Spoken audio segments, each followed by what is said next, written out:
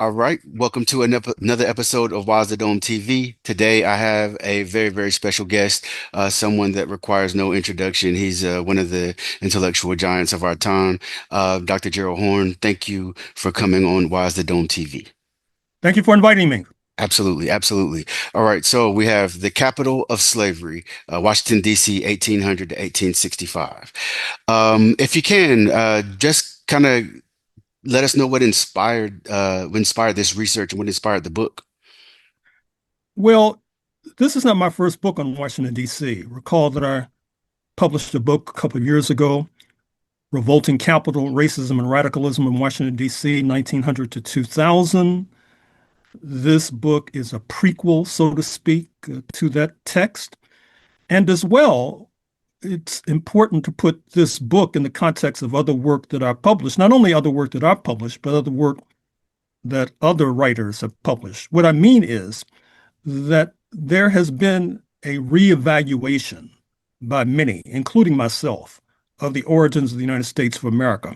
Mhm. For much too long, the revolt against British rule in 1776 has been viewed by far too many as a great leap forward for humanity, despite the fact that with the triumph of the rebels led by slave owner number one, George Washington, you saw an exponential increase in the number of enslaved Africans from the thousands in the late 18th century to the millions by 1861. You saw Native Americans lose more of their land. And in fact, one of the triggers for the revolt against British rule was the fact that London, the colonial power, had tired of expending blood and treasure, moving west across the continent, routing Native Americans so that George Washington and those like him could profit. In fact, in the book at hand, I stumbled across the will and testament of George Washington. And when he perished, when he died, he was one of the most significant landowners on planet Earth, not to Mm. mention in the early United States. And so, given this kind of history, unsurprisingly, you've had a number of researchers who have revisited 1776. I'm thinking of Tyler Stovall, the late Tyler Stovall, formerly of UC Berkeley, his book White Freedom, which I think those two words neatly encapsulate his vision of what transpired in 1776. I'm thinking of the late Jamaican philosopher Charles Mills, his Mm. book The Racial Contract. I'm thinking of the premier Black intellectual of the San Francisco Bay Area, now resident, Ishmael Reed, who did a spoof of the Disney come Broadway extravaganza, speaking of Hamilton, where Mr. Reed sought to rebut this idea that slavery was somehow irrelevant to the goals and ambitions of the rebels. I'm thinking of Raoul Peck, the leading Black filmmaker, perhaps in the Pan African world. You may be familiar with his film on Lumumba, on Patrice Lumumba. His documentary, Exterminate All the Brutes, is a sweeping castigation of settler colonialism, U.S. style. I'm thinking of Nicole Hannah Jones and her 1619 project, speaking of the professor at Howard University in Washington, D.C. So you should also know that Native American scholars have been revisiting 1776 too. I'm thinking of Ned Blackhawk at Yale, his book, The Rediscovery of America, Roxanne Dunbar Ortiz, again of the San Francisco Bay Area. And my book, The Counter-Revolution of 1776, Slave Resistance, the Origin of the United States of America, which I must say rather modestly helped to, in no small measure, ignite this trend. So the book at hand takes off and uses this previous historiography as a launching pad. And what I seek to show is that at the same time, you had congresspersons on Capitol Hill in Washington prattling and prating about liberty and freedom. Mm. A stone's throw away, you had enslaved Africans being sold, not only in the shadow of the Capitol, but of course across the river in Alexandria, Virginia, another major slave trading enterprise. And finally, that that sandcastle collapsed in a sense in August 1814 when British invaders torched the White House, joined by enslaved Africans who then got on British boats and sailed to Trinidad and Tobago, where their descendants continued to reside. This caused the settlers, the elite settlers, to scapegoat and blame the free Negroes for what mm, the enslaved Africans did, because they thought that the free Negroes set a bad example mm, for the enslaved, because the very fact that they were free showed that there was an alternative to slavery. And so they came up with this idea of shipping the free Negroes, not least from neighboring Maryland, across the Atlantic to the state they established, speaking of Liberia. But that was not all. After the Nat Turner slave revolt, August 1831, where dozens of settlers were massacred, the idea took flight that some of the enslaved should be freed and shipped across the Atlantic to Liberia. Interestingly enough, Maryland, which had the distinction of containing the most significant free Negro population, not least in Baltimore, established its own foreign policy, mm, which under the Constitution is supposed to rest in the hands of the president and Congress. They established their own settlement in West Africa, Cape Palmas, eventually folded into Liberia, but during the time of its existence, they were trying like hell on earth to deposit these free Negroes in Cape Palmas. mm. And perhaps I should hand the microphone over to you in case you want to follow up on anything I've said. Oh yeah, absolutely. And a lot of so this is such a important book for me, especially because I have some family history that's kind of tied in to some of the things and events that go into making the book. And later on in the interview, I'd definitely like for you to help bring some context to it. But before we get into some of the details, I was thinking about this, this idea of American myth making and this American origin story of, benevolent forefathers who fled persecution and sought equality in this new world for all men. And this, even as we see, like in certain school systems, where they are attempting to, partner with PragerU and have teachers pass an American first exam.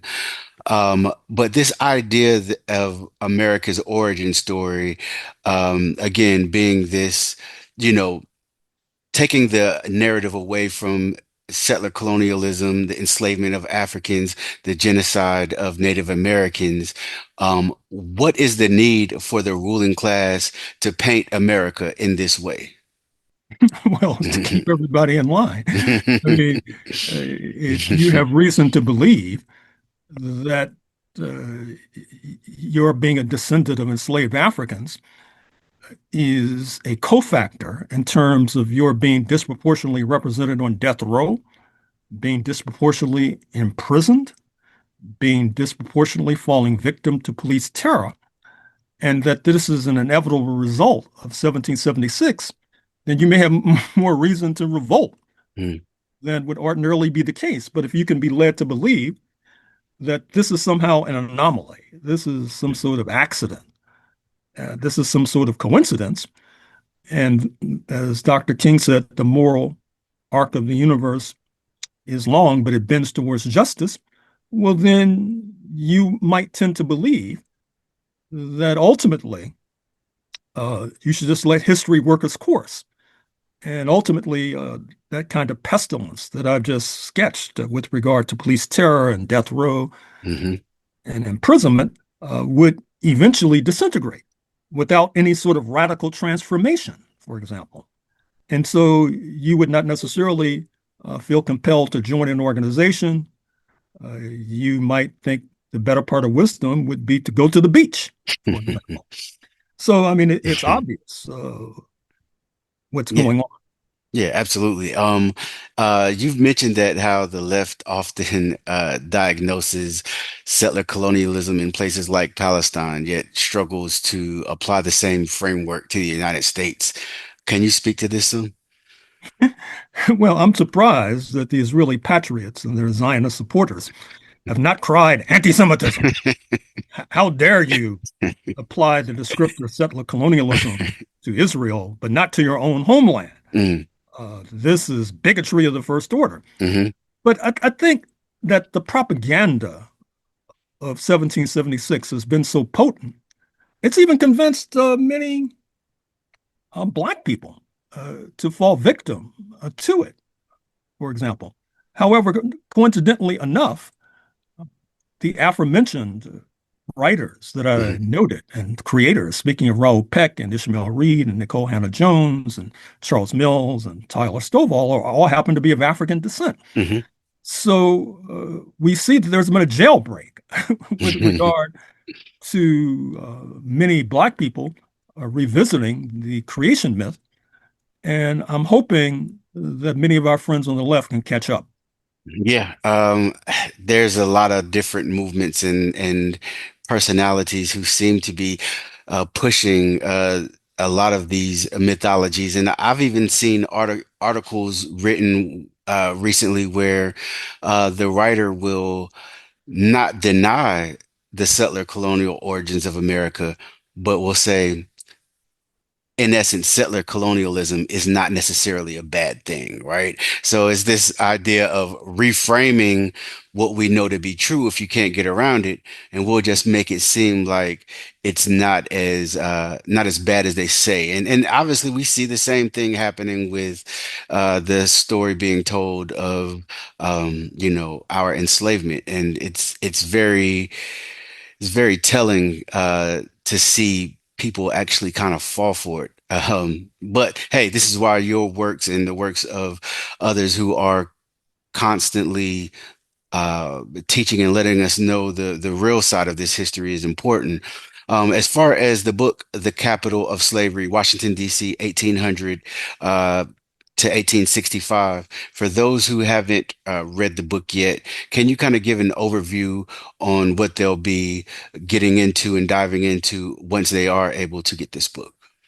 Well, as I just said, I'm dealing with this alleged contradiction of slave trading taking place in the shadows of the Capitol while congresspersons are discussing freedom and liberty inside the halls of Congress. I gave previously a mini introduction talking about the War of 1812, the establishment of Liberia, the Nat Turner slave revolt. With regard to the establishment of Liberia in the 1820s, by 1847, Liberia had declared independence. But it's striking to note that setting aside, if one can, the contradiction that the U.S. Negroes had with the indigenous pre-existing African population, speaking of the KRU in particular, the fact is that their Declaration of Independence in the 1840s was quite progressive. They had not forgotten about what had befallen them in the United States of America. Hmm And so, as a result, you had many Liberian leaders seeking to ally with British abolitionists, seeking to ally with Haitian revolutionaries, and putting pressure on Dixie.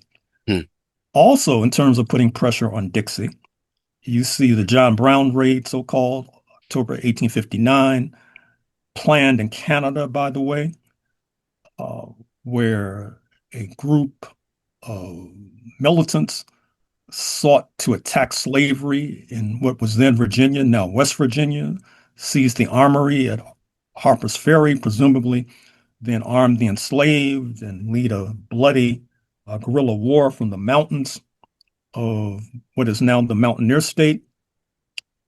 He's captured, put on trial, executed December 1859. One of his comrades, Osborne Anderson, escapes, lives to fight another day. And this free Negro then writes about the John Brown raid, which I quote in the opening pages hmm of the book at hand.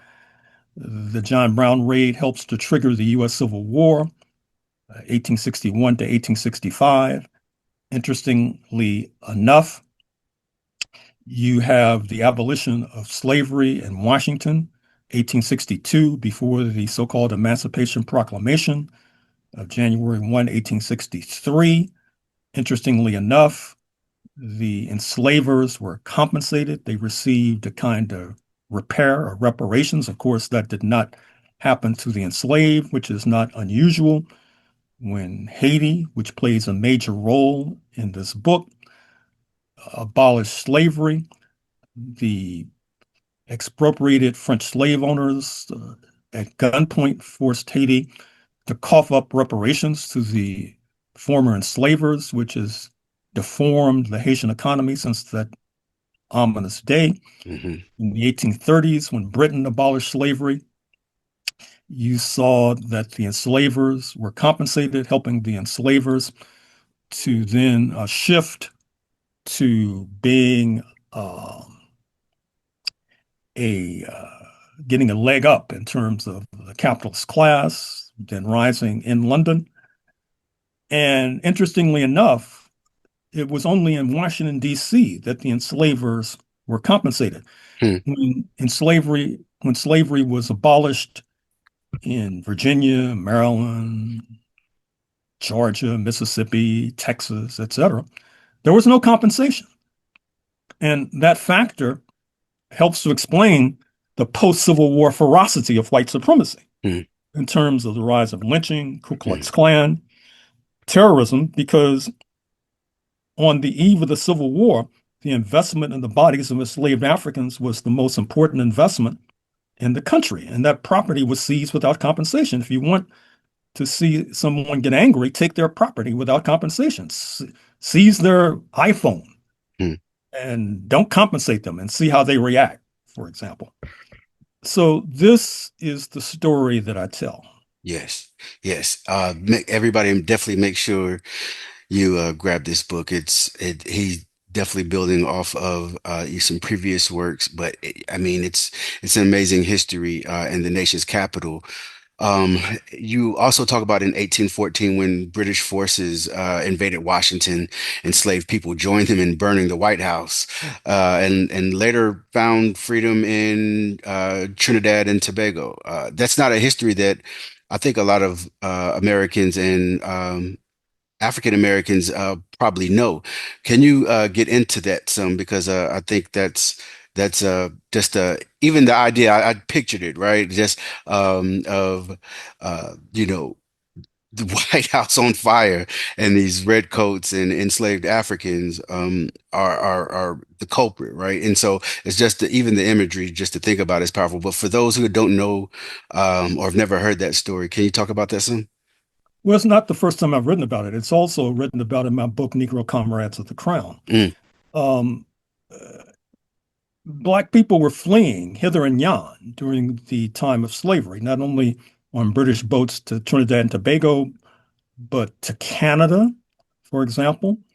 After the establishment of the United States, post 1776, we had many Black people fleeing to Nova Scotia. Their descendants continued to reside there in Canada. You had Black people fleeing south of the border into Mexico. I talk about that in my book on Texas, the Counter Revolution of 1836. You have Black people fleeing to London. You have Black people fleeing to Haiti. I mm, talk about that in the book at hand. And I talk about it in my book on the Haitian Revolution, Confronting Black Jacobins.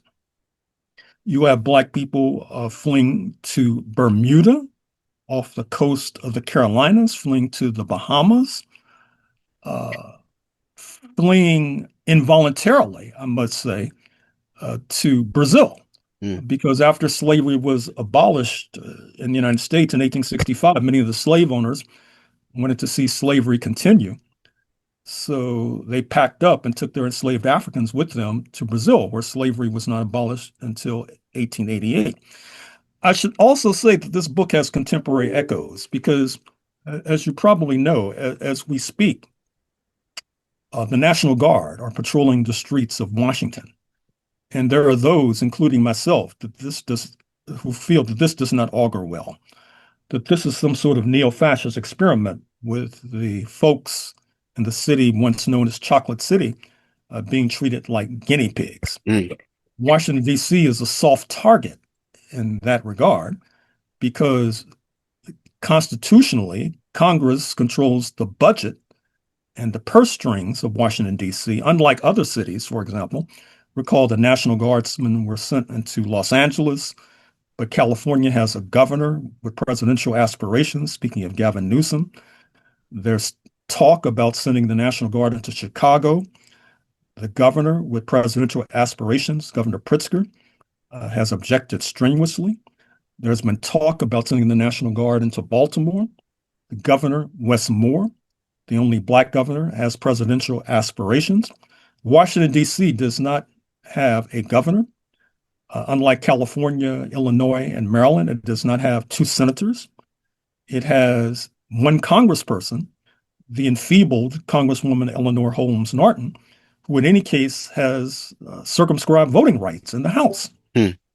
And so Washington, D.C. Uh, is a soft target.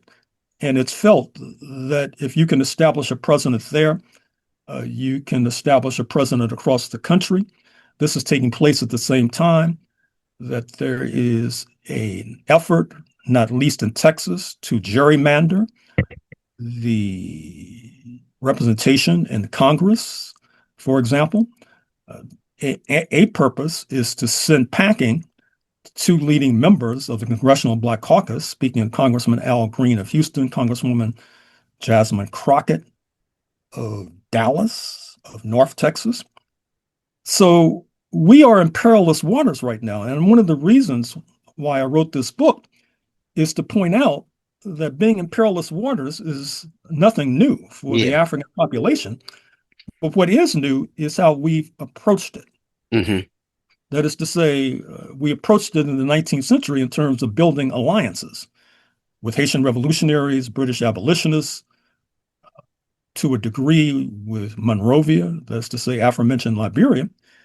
But as we speak in 2025, there are few intellectuals, organizations, leaders who speak in global terms, despite the fact that Mr. Trump received 77 million votes in November 2024, and despite the best efforts of many of our friends on the left to explain that away, uh, even if their explanations hold water, which they don't, it does not prevent us from being shepherded into a neo-fascist experiment, uh, even if their rationalizations hold water. So I would urge and recommend that those who are concerned about the destiny of Black people in North America rethink some of the basic premises.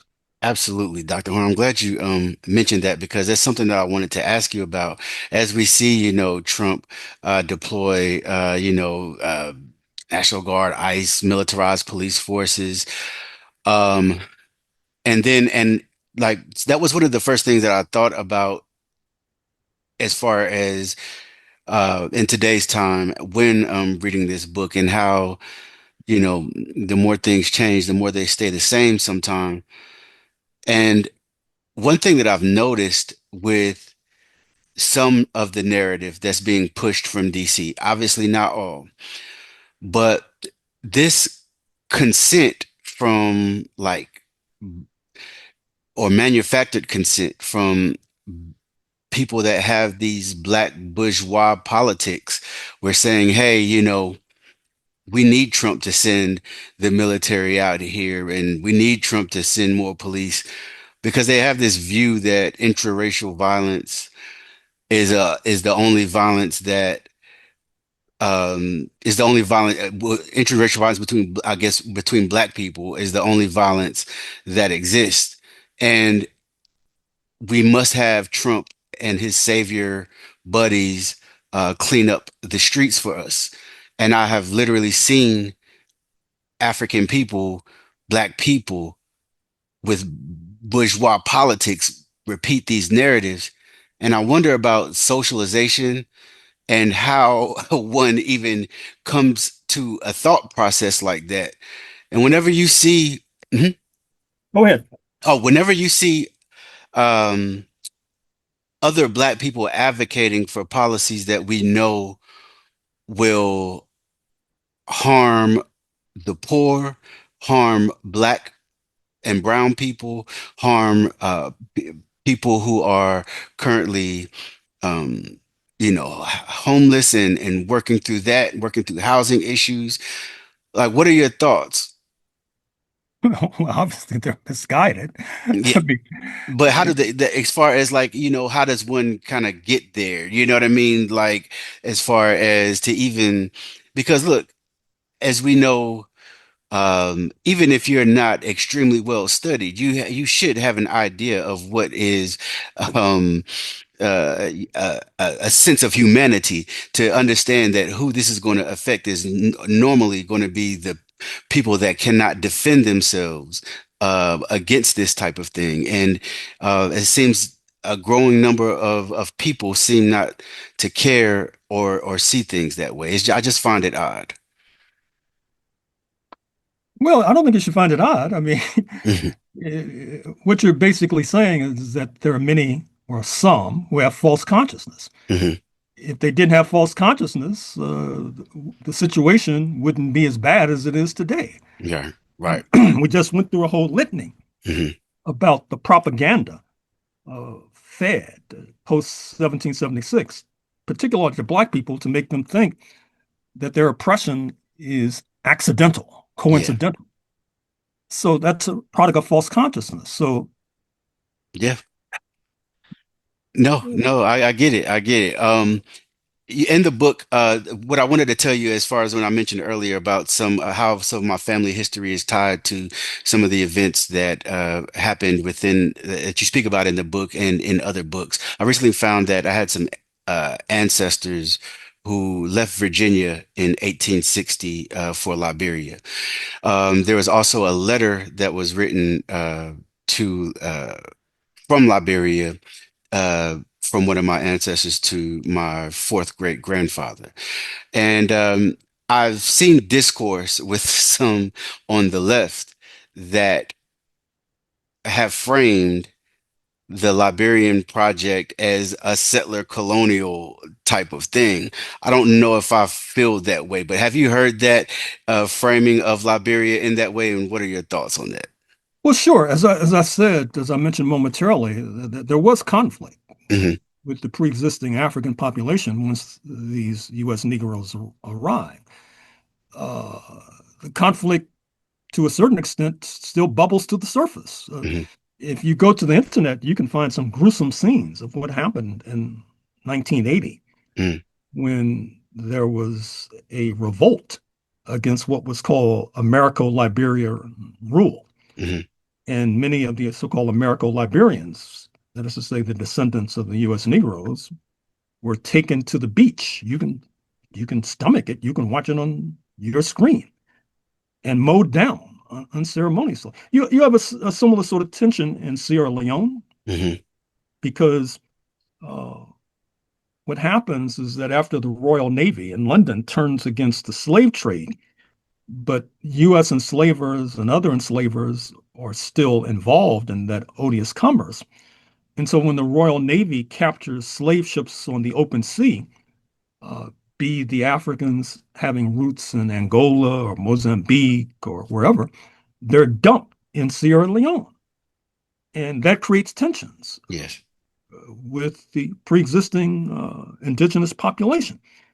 Uh, there's been a lot of movement with regard to Black people, not only in terms of the African slave trade, but also the reverse movement. For example, uh, the founding father of Togo, the independent state in West Africa, speaking of Sylvanus Olympio, uh, his ancestral roots were actually in Brazil Hmm. because Brazil was the major recipient of enslaved Africans. And just like many Black people yesterday and today have this idea of returning to Africa, that happened with regard to Black Brazilians as well to West Africa. Uh, Likewise, just this week, the president of Nigeria, Mr. Tinubu, uh, had a state visit to Brazil. And in the headlines in the Brazilian press were stories about the Brazilian returnees, as they're oftentimes called, who wound up in Liberia.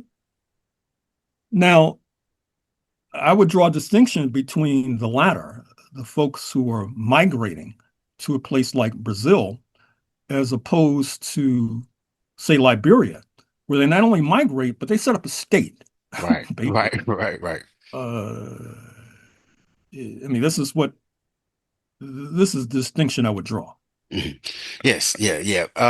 Also, and you speak a lot about class collaboration in your works, and I recently saw some more propaganda about, it was to minimize the transatlantic slave trade by saying in 1860 only 1.4 of, I guess, people in the South at that time uh, own enslaved people. Um, and so, obviously, by reading your work, you would understand that that narrative is misleading because even though it may have been only 1.4% at 1860. You had the whole South fought to keep it, right? Within hopes of one day that they too would be able to participate in enslaved Africans. But for those who would try, to minimize what happened by using a figure like 1.4% of the people owned enslaved Africans. Can you talk about how uh, this is just more of highlighting the class collaboration between, poor whites and the planter class, and is not really saying that, hey, slavery was not as widespread as many think. Well, interestingly enough, that's like saying today uh, there's a cabal, a small cabal that controls capital. Most of us sell our labor uh, to the capitalists so we can survive.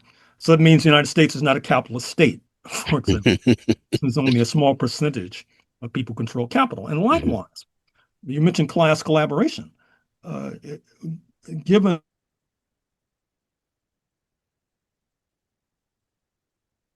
move on and accept it, how does that explain why so many non-slave owners were willing to give their lives in fighting to preserve slavery? It's not only class collaboration, that is to say, uh, this rather potent, unique unity between and amongst those defined as white across class lines, which explains the ascension of Donald Trump in November 2024. But it's also the painful reality that many of them thought that they could become slave owners, Right. there was a pot of gold at the end of the rainbow. And therefore, it was worthwhile to give up their lives, potentially, in order to keep the system intact. And then there's the ideological question, that is to say, that many in the slave South and Dixie were alienated, shall we say. They were revolted by the idea that Black people could be freed and therefore could assume a position of equality because that went against many of their biblical beliefs, that went against many of their political beliefs, their economic beliefs, their psychological beliefs. So if you understand that, then you'll understand why even after the Civil War ended, there was the rise of the Ku Klux Klan, in a sense, to try to force Black people back into a kind of slavery. Hmm. So there you have it. Yeah. Yeah. No, absolutely. Absolutely. Last thing I wanted to ask you, uh, on as of note, we've seen recently in the news, Donald Trump and I guess his new attack on the Smithsonian in DC, and says that it's framing the way it frames slavery, and this just whole attack on us understanding the history and the way it truly. And now look, I have my own like critiques of that museum. I've been a few times, right? But whenever we outwardly begin to censor, right, openly, and people have become galvanized into doing so. I mean, the fascist roots of this is like so out there that it's hard for anybody to ignore. Whenever you first saw that, I guess that story about, hey, them, gonna possibly look into the African American History Museum of History and Culture in DC, what were your thoughts on that? Well, there are those who feel that telling the true story of the history of the United States is in conflict with the uplifting narrative they would prefer to tell. Mm, They feel, as Mr. Trump said, that you should not unduly focus on slavery, mhm, despite the fact that in North America, with regard to Black people, we've spent more time in enslavement, let's say roughly from the 1580s up until the 1860s, than in non-slavery, roughly from 1865 to 2025. I mean, do a quick mathematical calculation and you'll get an idea of what I'm referring to. And it's a political question. And as I said, I'm not sure if many in our community are prepared mhm. for what's going on because, as used to be said, they drank the Kool-Aid. Yeah, yeah, They yeah. have this idea of the United States as perpetually leaning towards justice, for example, and they're in for a rude awakening, I'm afraid to say. Are there, I know you might not want to share, but before we go, are there any, I know the way you write seems, and the way you're able to produce scholarly works is amazing. Is there anything that you're working on now, that the people can get prepared for as well? Oh, sure. I mean, in a few months, I'll publish this book, The Counter-Revolution of 1893, Mm, The Hawaii Coup and the Roots of U.S. Imperialism in the wow. Asia-Pacific Basin. You may recall that Hawaii was a powerful independent state in the Pacific with diplomatic legations all over the world, having electricity and telephone service, oftentimes before it appeared on the mainland of North America in the United States of America. But once again, a cabal of European settlers arrived there in the 19th century, wound up overthrowing the monarchy Mhm, and establishing an apartheid state, and took a hell of a struggle to push back on that apartheid state. And alas, Hawaii was incorporated into the United States in 1959. This book is also, you may have gathered, part of a trilogy. The Counter-Revolution of 1776, aforementioned, the Counter-Revolution of 1836, Texas slavery, and, and Jim Crow and the roots of U.S. fascism, published a few years ago. So that Hawaii book will be out in a few months. And then I'm doing a book on Northern and Eastern Africa, mm, focusing on Egypt and Ethiopia, principally in the 19th and part of the 20th century. A lot of contradictions in Egypt. The book likely, I haven't written it yet, but it likely will begin post-U.S. Civil War when many of the Confederates, the enslaving class, migrate en masse to Cairo, mm. where they then lead an invasion of Ethiopia or Wow. Abyssinia, Right.